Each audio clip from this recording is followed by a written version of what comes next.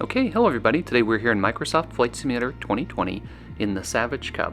We have a 25 nautical mile flight from 11 Sierra CQ to Sierra 18 Forks. CQ is a payware airport by Terra Pearl, and Forks is a freeware airport by Kel Sertolio.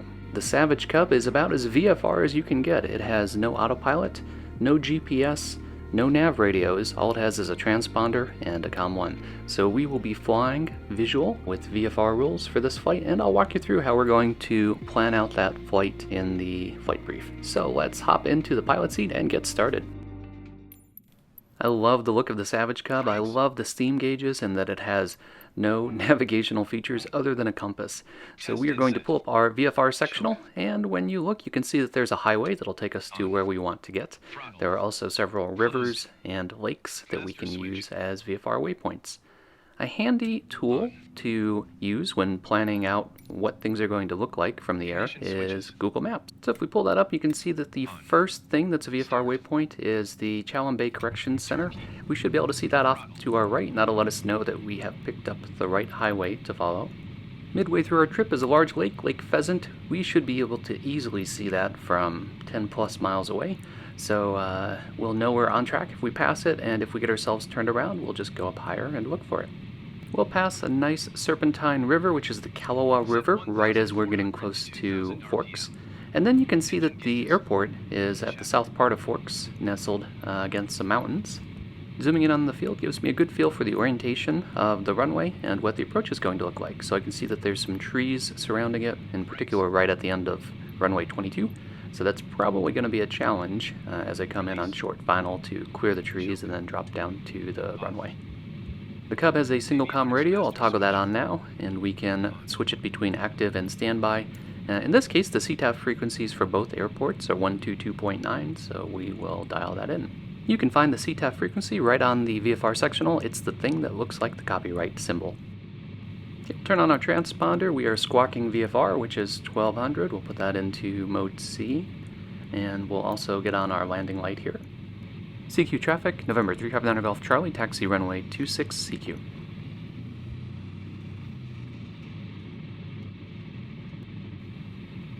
Taxiing a tail dragger without head tracking is really a bear because you can't really see over the console.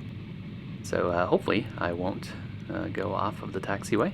CQ traffic, November 359 Golf Charlie, departing runway 26, straight out departure, climbing 3,500 CQ.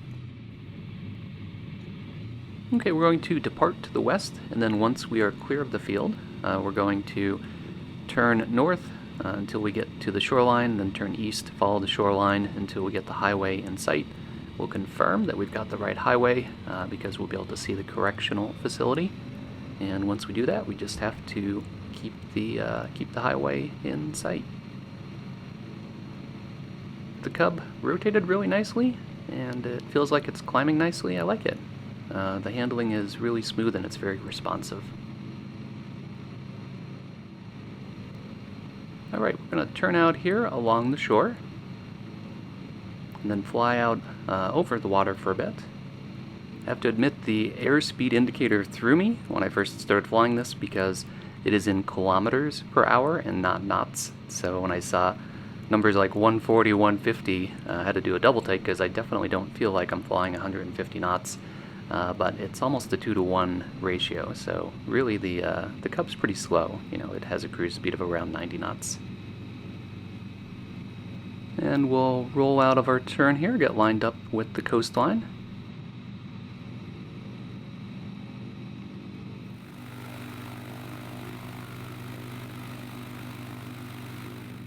I've got the highway in sight and the prison, so we are good. Let's sit back and enjoy that scenery.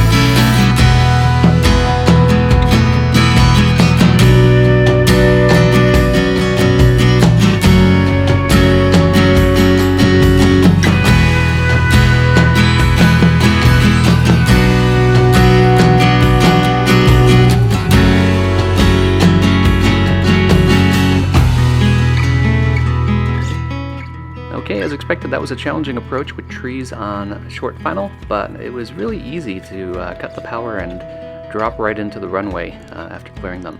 Kudos to both airfield designers. Kel Sertolio in particular has several freeware airports in the Washington area, and really all of them look like payware, so I'm appreciative when people put a lot of work into fields and then just share them with the community for free. So if you enjoy content like this, don't forget to hit that like button, leave a comment, and subscribe. As always, thanks a lot for flying along with me, and stay tuned for further flight adventures.